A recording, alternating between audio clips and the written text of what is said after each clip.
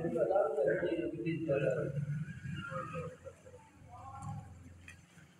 गणेशाय नमः। श्री सीतारामचंद्राय नमः।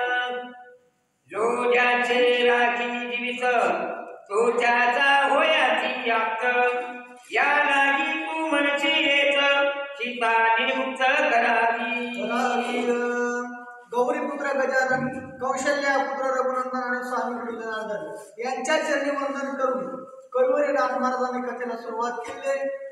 कथेचा प्रसंग असणारा असा या ठिकाणी रावण म्हणू लागलेला आहे त्या सुख नावाच्या त्या सैनिकाला, जो ज्याचा जीव वाचवित असते। एखाद्याला जर एखाद्याचा जीव वाचवला तर वाचलेला जे आहे त्याचंच गुणगान गाते।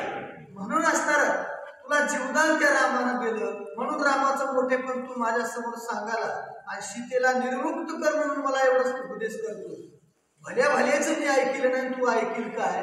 रावण असणारा त्या ठिकाणी सुखाला बोलू लागलेला आहे। आता तुम्ही दोघे जण श्रीरामाचे आत्मपूर्ण मद सन्मुख माझे अवगुण अति कठीण वादती।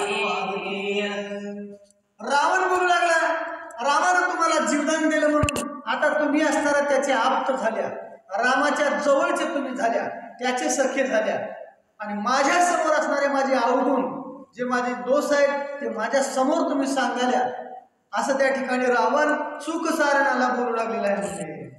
राजदोष दे अनुवादती हे अपराधी शास्त्रदिती दंड पावला माझे हाती पापमूर्ती तुम्ही दोघे।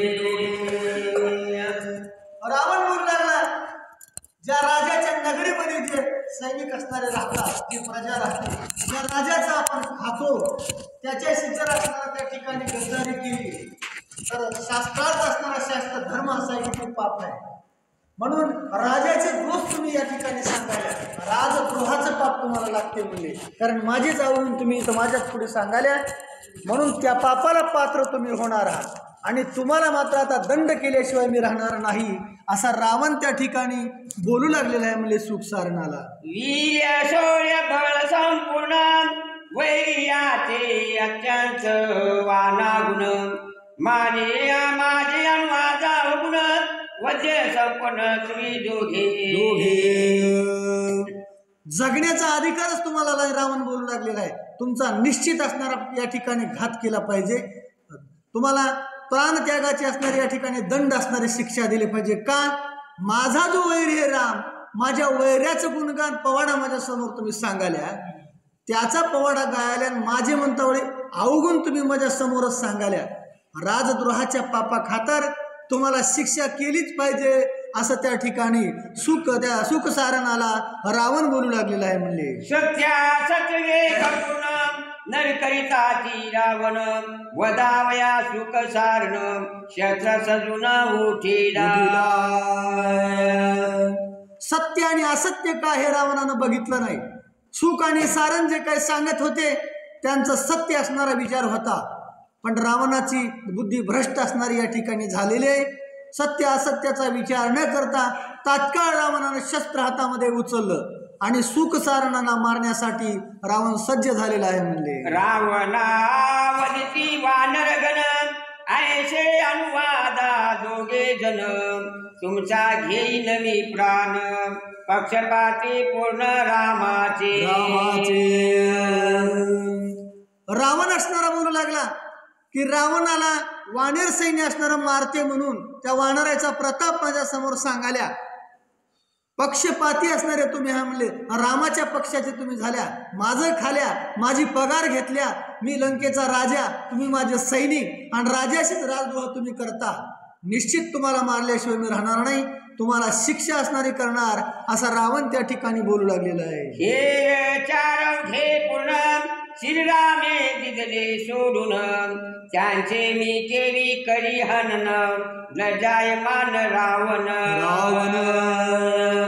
पुन्हा रावणाने विचार केला, रावण बोलू लागलेला आहे, हेर चार म्हणजे दीन माणसं म्हणले तुम्ही, रामानं तुम्हाला न मारता सोडून दिले आणि रामानं ज्याला सोडून दिलं त्याला मी मारणं म्हणजे काही बरोबर नाही, मी तुम्हाला आता मारतही नाही असं त्या ठिकाणी रावण सुखसारणाला बोलू लागलेला आहे. आईशा परी रावण जवळोनी सुख सारण कोपे मने काळे वदन मुख परतो न धावावे. रावणाने एवढा असणारा बोलला, सुख सारणाला सांगितलं तुम्ही असणारा तात्काळ माझ्या समोरून निघून जा, मला तोंड असणारं तुमचं दाखवू नका. तुमचं काळं तोंड असणारं झालेलं आहे, कारण रामाचे गुण या ठिकाणी सांगाल्या, रामाचे पक्ष त्या ठिकाणी त्या पक्षाचे तुम्ही झाल्या, मला तोंड दाखवू नका, तात्काळ इथून निघून जा असणार त्या ठिकाणी. म्हणून सुख सारणाला रावणानं हाकलून दिलेलं आहे. म्हणले जय शब्दे रावण स्तुती करोनी सुख सारण पुरती रावण पडला चिंतावरती सबळ रघुपती देखोनी. रावणानं जा म्हणल्याबरोबर सुख सारणानं रावणाचा जय जयकार केला, स्तुती असणारी केली आणि लगेच सुखसारण तिथून निघून गेले. सुखसारण गेल्याच्या नंतर रावण मात्र फार मोठ्या चिंतेमध्ये पडला. रामाचं बळ असणारं मोठं असणारं त्याला दिसू लागलं, रामाची शक्ती आघात दिसू लागली. म्हणून आता मात्र आपल्यावर वेळ असणारी वाईट आली असं रावणाला वाटू लागलं, चिंता वाटू लागलेली आहे. म्हणले गेलिया सुख सारण चिंताव्रती पडे रावण शार्दूल चार विचक्षण धाडी कपिसे निगनावया.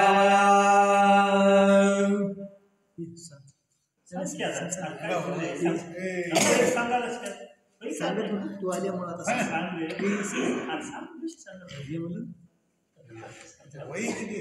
नसल्यावर